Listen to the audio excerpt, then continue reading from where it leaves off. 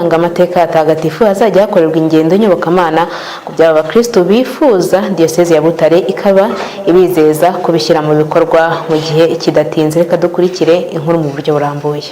Ibi ni ibyagarutsweho ubwo Paruwasi Gatolika ya Save yizihizaga imyaka 125 imaze ishinzwe. Abakristo bayisengeramo bavuga ko hari impamvu nyinshi zituma bifuza ko hagirwa ahantu ndangamateka, zirimo no kuba ariyo kiliziya ya mbere yubatswe ku butaka bw'u Rwanda.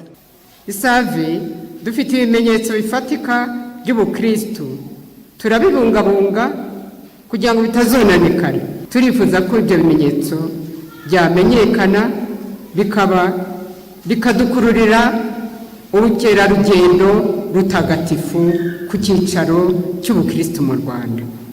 Muri ibyo rero harimo shapeli y'amateka. Iyi kiliziya twicayemo ntabwo ariyo ya mbere. Hari inkuru yakuze, igipande kimwe kirasenyuka, ariko uruhanga rwayo rusigara shapeli y'ishengerera rihoraho. Ku mutwe wayo hari ishusho y'umutima mutagatifu wa Yezu twashinzwe.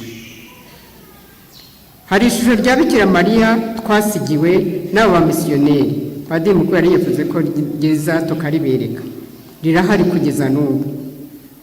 Hafi y'umuryango hariya hari ishusho ya Mutagatifu Francisco Saveri bisunze bashinze paruwase yacu.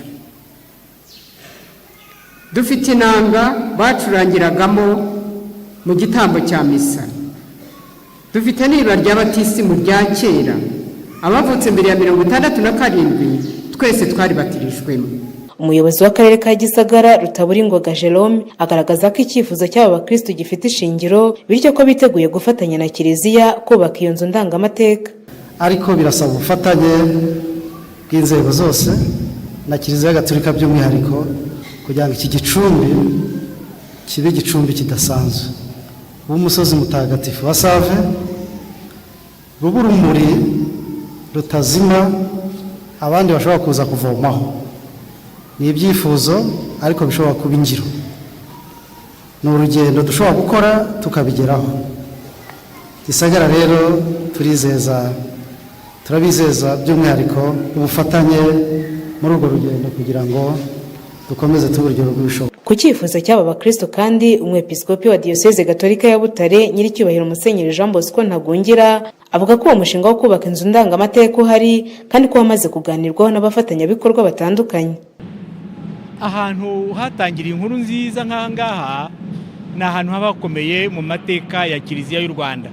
Nicyo gituma iyo ngingo yo kwashyira ibimenyetso byajya byibutsa ubutwari bw'abatangiye inkuru nziza ni ngombwa. Uwo mushinga urahari wo kubaka inzu ndangamurage, tugakusanirizamo ibyatwibutsa amateka y'iyogezabutumwa mu Rwanda, tugashakisha ibikoresho bakoreshaga, tugashushanya ingendo bagendaga, uburyo bakoreshaga ibikoresho ibyo ari byo byose. Nicyo gituma tunasaba n'uwaba afite igikoresho runaka, hari nk'imyenda bambaraga, hari ibikoresho by'ubutumwa bagiraga, hari intebe z'amahame bigishirizagamo kuko nta mikoro zabaga zihari. Tuzi ukuntu bajyaga hagati mu kiliziya n'intebe y'amahame buriraga kugira ngo bigishe. Indogobe bagendagaho babaga bazifite, utugare n'udupikipiki tw'icyo gihe twa kera. Aho ngaho tuzakusanyirizamo ibintu byose n'ibisobanuro byabyo kugira ngo tumenye aho tuvuye n'aho tugana.